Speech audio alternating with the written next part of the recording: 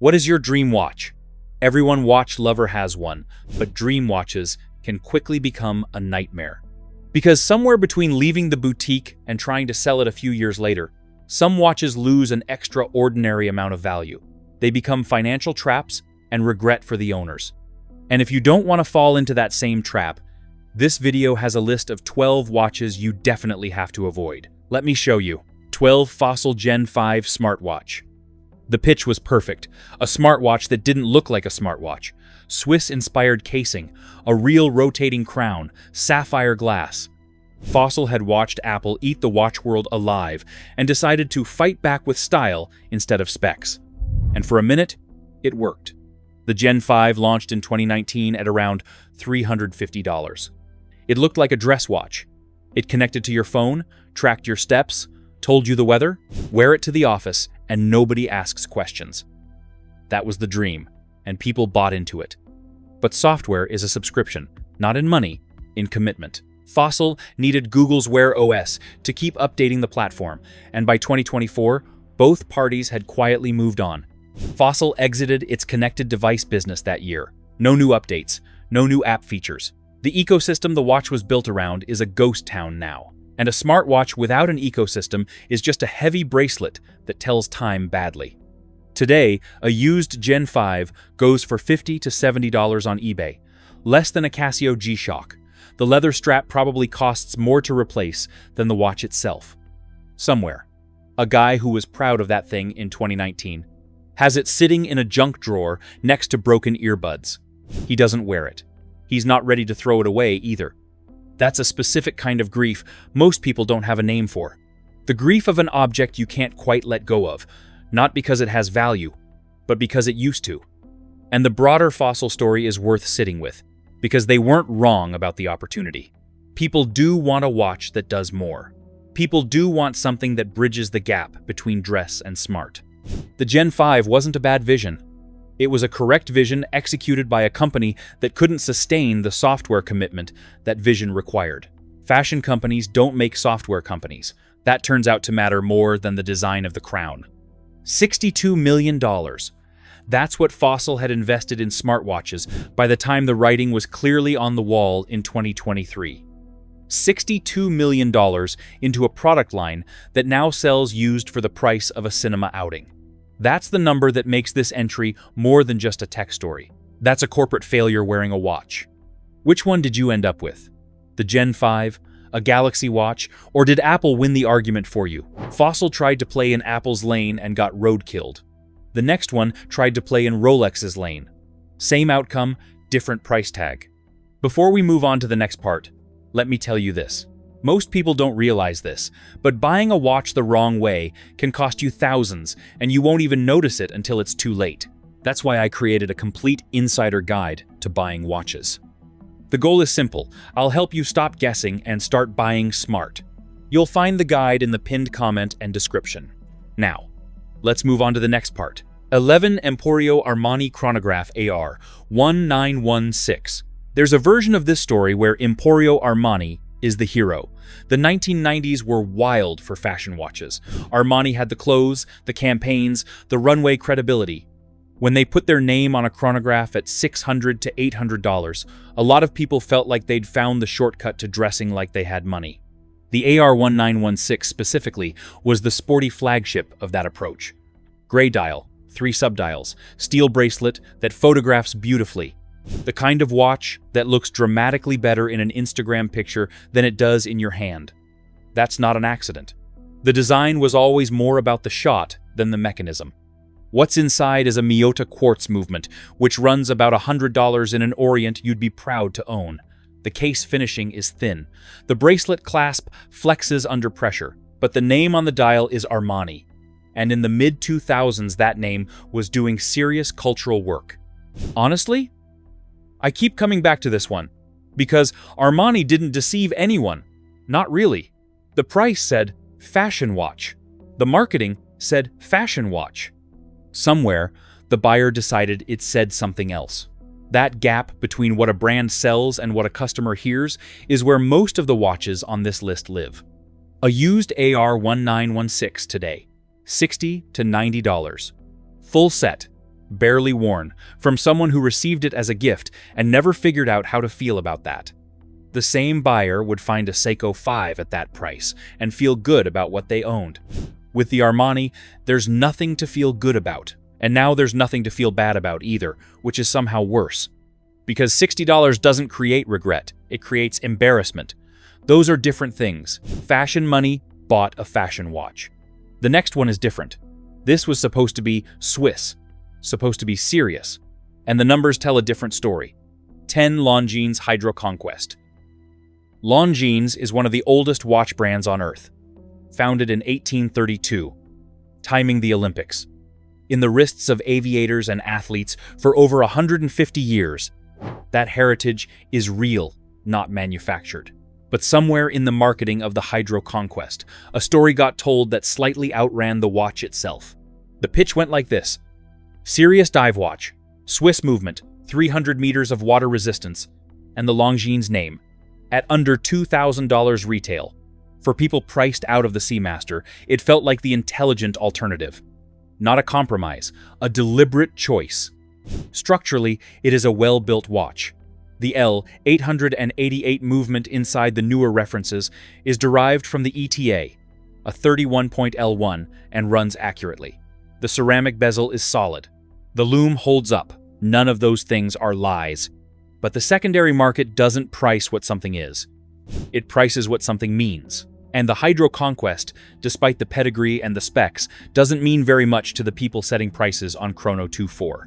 You can pick one up used between $900 and $1,200, about half of retail, for a watch that retailed recently. The Seamaster it was competing with holds far better. So does the Tudor Pelagos. So does the Black Bay 58. The Hydro Conquest got caught between two audiences. Too serious for the casual buyer who wants something flashy and recognizable.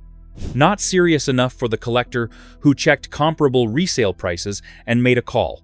It's the most honest watch on this list, and the secondary market penalizes it for that honesty in a way that should bother everyone who thinks quality is enough.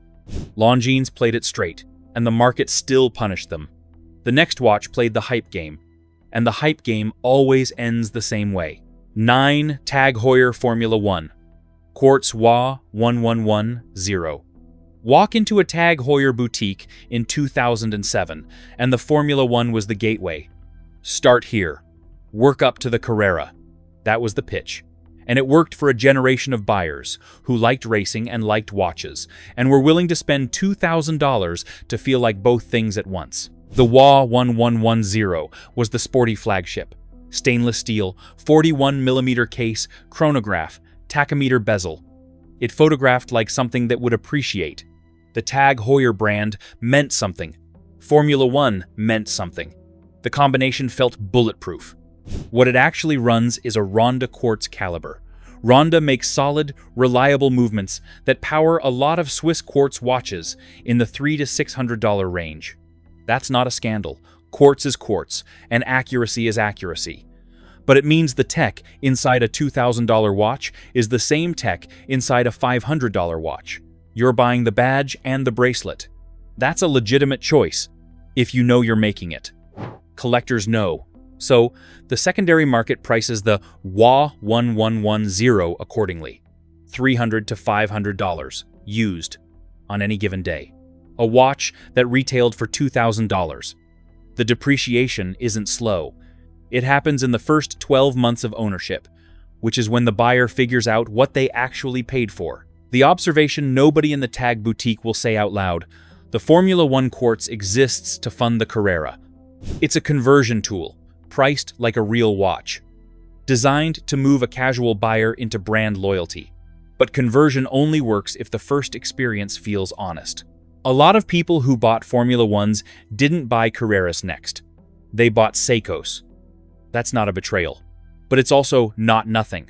There's a man in his mid-40s who paid $2,000 for a WA 1110 in 2010 as his first real watch. He wore it to every job interview for 2 years. He felt like it said something about him. In 2018, he checked what it was worth and found listings for $450. He didn't sell it. He stopped wearing it. The watch is now in a box in his wardrobe, and he'd be embarrassed to tell you exactly why he kept it. Because the story of how you felt about a thing matters, even after the thing loses the ability to make you feel that way. The tag Formula One is full of those stories, which is part of why I think it belongs on this list rather than just the spreadsheet. The Formula One tried to be a stepping stone. For a lot of buyers, it was a dead end. The next watch was supposed to be Swiss prestige, with no asterisk. Supposed to be. 8. Frederic. Constant Classics. Automatic FC. 303. Frederic Constant makes a specific kind of promise. The name sounds vaguely like it should be a 19th century watchmaker from the Vallée de Joux. The watches have Geneva-ish aesthetics, fluted bezels, railway minute tracks, sub-seconds at 6 o'clock. The price sits just under $2,000, close enough to Longines and far enough from the fashion houses that it feels like serious horology for grown-ups. The Classics Automatic is a decent watch. The FC 303 caliber is a modified Sellita SW200, which runs reliably and is serviceable almost anywhere. The dial finishing is clean. The applied indices catch light properly. As a package under $2,000, it does what it says. But the secondary market has made a decision about what a modified Sellita movement is worth, and it's made a separate decision about what the FC 303 is a legitimate brand founded in Geneva in 1988. The brand's origins aren't a problem, exactly, but they are a fact that the marketing works hard not to emphasize, and the collector community is not in the business of being polite about facts. A used Classics Automatic lands between $700 and $900. Not catastrophic. But it's a 45% drop on a watch you might have bought specifically because it felt like a real Swiss investment. It isn't. And the collector community worked that out faster than the brand wanted. FC doesn't pretend to be something it's not. It just let you assume it was something it isn't. Number 7 on this list has a real legendary name behind it. That name couldn't save it either. 7 Chopard Mille Miglia GTS. This one is personal for a specific kind of buyer. Not the Rolex crowd. The car crowd. The people who know what the Mille Miglia actually is. A vintage Italian road race that ran from 1927 to 1957, 1,200 kilometers through the Italian countryside. In 1955, Sterling Moss and Dennis Jenkinson covered that distance in 10 hours and 7 minutes in a Mercedes 300 SLR, a record that still stands. Chopard has sponsored the modern revival of the event since 1988, and the watches carrying the Mille Miglia name carry that story. So the GTS was a dream watch for a particular buyer. Sporty, Italian adjacent, Swiss movement inside. The octagonal tachymeter bezel. The crown protector. At $4,000 to $5,000 retail, it was within reach for a car enthusiast who wanted something with genuine racing heritage and didn't want to pay Rolex money. The problem is what kind of heritage it actually carries. Exclusivity in watchmaking comes from being in the photograph. The Daytona is in the photograph with Paul Newman. The Monaco is in the photograph with Steve McQueen. Those associations are permanent. You can't replicate them, and they transfer value to the watch across decades. The Mille Miglia is tied to a Chopard brand sponsorship of a revived historical event. That's a different thing. The secondary market prices the difference correctly, and it prices it mercilessly. A used Mille Miglia GTS today, under $2,000. Sometimes significantly under. The watch that once represented racing mythology now sits in the strange middle zone, where it's too cheap to feel like a trophy and too Swiss to feel like a bargain. Both communities have moved on. The buyer who fell in love with a photograph still has the watch. And it's worth less than half of what they paid. The photograph didn't lie. The watch just couldn't compete with the photograph on its own merits. That's the Chopard problem. They sold a feeling and kept the feeling in the image, not the object. Chopard confused a sponsorship with a story. Number 6. Confused a corporate parent with a guarantee. Different mistake, same outcome. 6. Bumy and Mercier Clifton. Richemont is one of the most powerful luxury conglomerates on earth. Cartier is Richemont. IWC is Richemont. Vacheron Constantin is Richemont.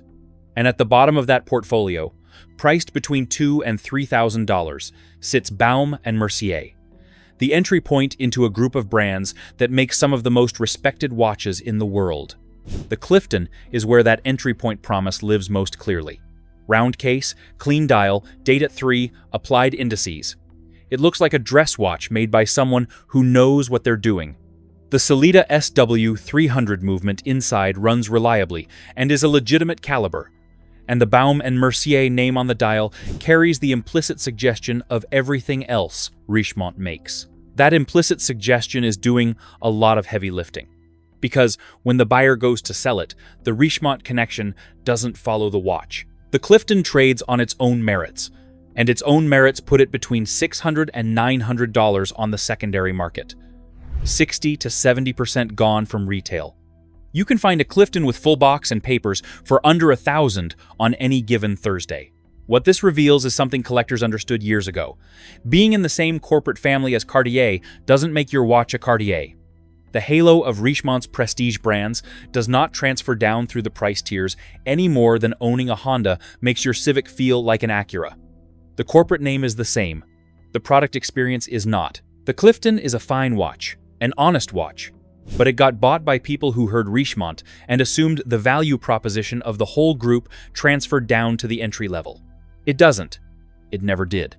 And the secondary market has been saying so, quietly and consistently. Every time a Clifton gets listed. You ever buy something because of who made the parent company and regret it later? Moving on. The Clifton is a cautionary tale about fine print. The next watch has no fine print. Everyone knew exactly what they were getting, and they still got burned. 5 Tag Heuer Carrera Caliber 5, War II 11A. The Carrera is one of the most storied names in watchmaking. Jack Heuer named it in 1963 after the Carrera Panamericana, a road race across Mexico so dangerous it was canceled after 5 runnings because too many people died. The original Carrera chronograph was designed to be readable at speed, for drivers who needed legibility in a fraction of a second. That history belongs to the watch. It's real, documented, and it cannot be manufactured. So when Tag Heuer put an automatic movement under a Carrera dial and sold it at $3,000, a lot of people bought the history more than the watch. The WAR 211A specifically was the thinking person's datejust. Steel case, black dial, 3-hand time only, the Carrera case shape that has been refined since 1963. Every watchmaker will tell you the movement is solid. It's a modified Sellita SW200 in a beautiful housing, decorated to a decent standard. Nothing wrong with it. But nothing wrong with it is not the same as the collector community will assign it the same value as its retail price. And the collector community knows what the movement is. So the secondary market prices accordingly. A used Carrera Caliber 5 today, $700 to $1,000. From a $3,000 retail price. That's 66% gone from a watch with arguably the most legitimate racing name in Swiss watchmaking. What makes this entry different from everything else on this list is one question. The watch didn't fail. The history didn't fail. Tag Heuer didn't lie. What happened is that the secondary market asked, what's actually inside? The honest answer revealed the gap between what the name promises and what the caliber delivers at that price point. That gap, once visible, prices itself automatically. The Carrera is still beautiful. But beautiful and valuable are different things, and the secondary market is ruthless about the distinction. $3,000 became $700. That's the Carrera calculus. The next one is stranger. A watch that was worth nothing, then worth everything, then worth less than nothing. 4 Omega times Swatch Moonswatch mission to the moon. The 26th of March 2022. Swatch boutiques around the world opened at 8 in the morning, and people were already in line at midnight. Not for a concert, not for a limited Jordan colorway, for a $275 bioceramic watch with a quartz movement. The Moonswatch made global news. Fashion press covered it. Mainstream outlets covered it. Lines in London ran 4 hours. The Tokyo queue stretched 2 blocks before the doors opened. A mission to the moon, the base model and most common edition, was selling on eBay the same afternoon for $3,000. 11 times retail. People were arbitraging a Swatch, and in the logic of that moment, it made sense. Omega branding, NASA heritage, Speedmaster case DNA, bioceramic construction. The story is great. The execution is impressive. The watch deserved the attention it got. That part of the story is true, but attention and value are not the same thing. By 2024, Morgan Stanley and Watch Charts reported that Moonswatch secondary market prices had dropped almost 18% year on year. The base mission to the moon was trading below its own retail by 2024, below $275. A watch that sold for $3,000 on eBay now trading below what Swatch charges in their own stores. The person who paid $3,000 at launch to an eBay flipper now owns a watch worth less than they'd pay for it new. That's not a market correction. That's a math lesson delivered over 24 months in the worst possible way. But the observation that earns this entry, its place. The Moonswatch didn't lose value because it's a bad watch. It lost value because the primary thing it was selling was scarcity, and Swatch kept making them. By 2023, the brand had sold an estimated 2 million units, more than doubling the first year's output. The scarcity evaporated. The watch remained. And without the scarcity, what you have is a $275 bioceramic quartz, which is exactly what it was on the day the line opened. The hype was the product, not the watch. There's a collector in London who bought 11 Moonswatches on launch day, one per planet. He queued from 6 in the morning. He was convinced they would all hold value because the line would stay limited. Within 8 months, he had listed 7 of them on Chrono24 and sold each one for around £300, close to retail. Not the profit he imagined. He kept the 4 he liked best and wears them occasionally, which is probably the healthiest outcome of anyone involved in the launch day scramble. The ones who paid $3,000 on eBay didn't get that option. They paid speculator prices for a mass market product, and the market corrected on schedule. That's not Swatch's fault, technically. But Swatch knew what they had created. They kept releasing new variants. The editions multiplied, and every new edition was another piece of evidence that scarcity was never part of the plan. The Moonswatch sold a feeling and ran out of that feeling before it ran out of watches. The next brand sold Italian Navy mythology for 40 years. The mythology held up. The market didn't care. 3 Panerai Luminor base PAM 00111. In the 1990s, Sylvester Stallone discovered a Panerai in a film prop house in Rome. He liked it enough to commission a private batch. The brand had barely existed commercially before that moment.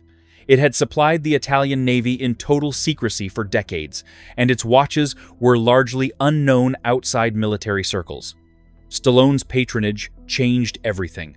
The brand went from classified instrument to cult object almost overnight. The PAM 00111 was the standard Luminor base in 44mm steel, no complications. Just time, the Crown Protector Bridge, which is patented and looks like nothing else in watchmaking, and the distinctive sandwich dial with its layered loom construction. It retailed in the early 2000s for around $12,000. For a watch with no date, no complications, and an ETA 6,497 pocket watch movement inside, that price was entirely about mystique. And the mystique was real. Collectors who found Panerai before it became fashionable speak about the brand the way early Porsche people speak about the 911 before the money arrived. It felt like a secret worth keeping. The Paneristi, the devoted community of Panerai obsessives, had their own forums, their own strap makers, their own shorthand. Buying a Panerai in 2001 meant something about who you were. Did any of you go through a Panerai phase? By 2015, the secret was everywhere. The brand was expanding aggressively. New references at seemingly quarterly intervals, collaborations, celebrity placements, a Richemont-owned machine behind the marketing. Every luxury magazine featured the Crown Protector. The Paneristi started talking about dilution. When everyone can have the secret, there's no secret left to have. There's a useful metaphor here for the whole modern luxury market, not just Panerai. The value of a luxury item is the distance between who owns it and who wants it. Collapse that distance aggressively enough, and the value collapses with it. Panerai ran the experiment in public. The results were unambiguous. Today, a PAM 00111 with box and papers trades between $3,000 and $4,000. That's a 70% drop from the early 2000s retail price in nominal terms. More than that in real terms, accounting for 2 decades of inflation. What was once a watch you had to know about to want is now a watch available on Chrono 24 on a Tuesday afternoon for the price of a used car down payment. The Panaristi were right. They just couldn't stop what was already in motion. Panerai diluted the brand, chasing volume. Number 2 on this list made the opposite mistake. They built something with real credentials, never quite figured out who it was for, and let the market decide for them. 2. Breitling Super Ocean 42. Breitling has one of the most legitimate tool watch histories in Swiss watchmaking, the Navitimer, in production since 1952, with its slide rule bezel that let pilots calculate fuel consumption without pen or paper. The Royal Air Force contracts during the Second World War. The Cosmonaut, worn by Scott Carpenter on board Aurora 7 inches May 1962, the first American to orbit Earth with a wristwatch designed specifically for that mission. The heritage documentation is thorough and belongs to no one else. The Super Ocean is where that heritage meets dive watch territory. The 42mm version was the sensible entry into Breitling's catalog for someone who wanted a genuine Swiss dive watch with real tool credentials without committing to the Navitimer's complication. Retail was around $4,000. Caliber 17 movement, 300 meters of water resistance, solid case finishing. But Breitling occupies the most contested tier of the Swiss market, and that positioning creates a problem that better history can't fully solve. Below them in price, Tudor, Longines, Hamilton, all doing comparable dive watch jobs for less money. Above them, Omega at the top of their range, Rolex if you can actually get an appointment. The Super Ocean can't be the obvious value pick because it's not cheap. It can't carry collector heat because it's not scarce. It just exists in a tier where both escape routes are closed. So the secondary market prices it accordingly. A used Super Ocean 42 lands under $2,000 today, sometimes under $1,500 depending on the reference year. From $4,000 retail, Watch Charts confirms that older Navitimer references Breitling's most storied collection find secondary floors around $2,000 on specific models. There's something worth pausing on here. The person who bought a Super Ocean 42 inches 2018 for $4,000 didn't make an irrational decision. Breitling's tool watch credentials are documented. The movement was solid. The finishing was appropriate. They bought a well-made Swiss dive watch from a brand with Scott Carpenter on its resume. What they didn't buy was desire. And you can't manufacture desire retroactively. The collector community generates desire through scarcity and story. The Super Ocean has the story. It doesn't have the scarcity. So it lands on the pre-owned market at a price that reflects what well-made Swiss dive watches without scarcity are actually worth. That's under $2,000, which is less than what some buyers paid for the bracelet option upgrade at retail. Breitling has the history, just not enough of the heat. Number 1 on this list has all the heat in the world, on specific models. What it also has is a forgotten watch the Rolex faithful would rather not discuss. One Rolex Cellini. Rolex, the brand that can do no wrong, the brand whose Submariner trades above retail consistently, whose Daytona has a waiting list measured in years, where some retailers stopped taking names because the list had become longer than the expected remaining lifespan of anyone on it, whose GMT Master 2 in Pepsi colors was spotted on the gray market for over $40,000, a watch that retails at $15,000. That Rolex also made the Cellini, and the Cellini is now a discontinued collection, quietly shut down in 2023 after the brand decided not to continue it. Nobody threw a party. Nobody mourned publicly. The collector community mostly shrugged, and a shrug for a Rolex is a devastating outcome. The modern Cellini Ref 50515 retailed for just under $18,000 at the time of its discontinuation. It's a beautiful object, round case, fluted bezel, caliber 3132 inside with Paraflex shock absorbers, and a siloxy silicone hairspring, finished to the standard you expect from Rolex.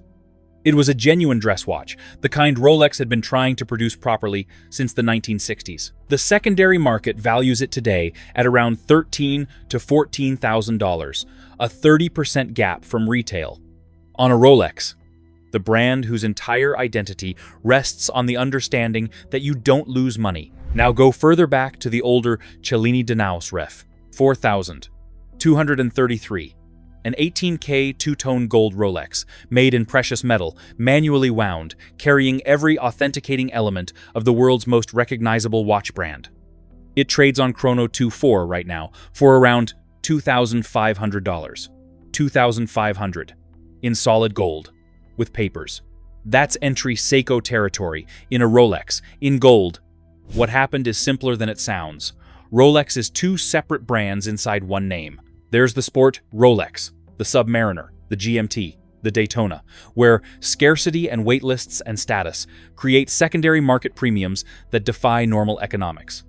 And there's the dress Rolex, which never found the same cultural footing because the buyer who wanted a dress watch chose Patek Philippe, and the buyer who wanted a Rolex chose a Submariner. The Cellini served no one with the same conviction the sport collection serves the sport crowd.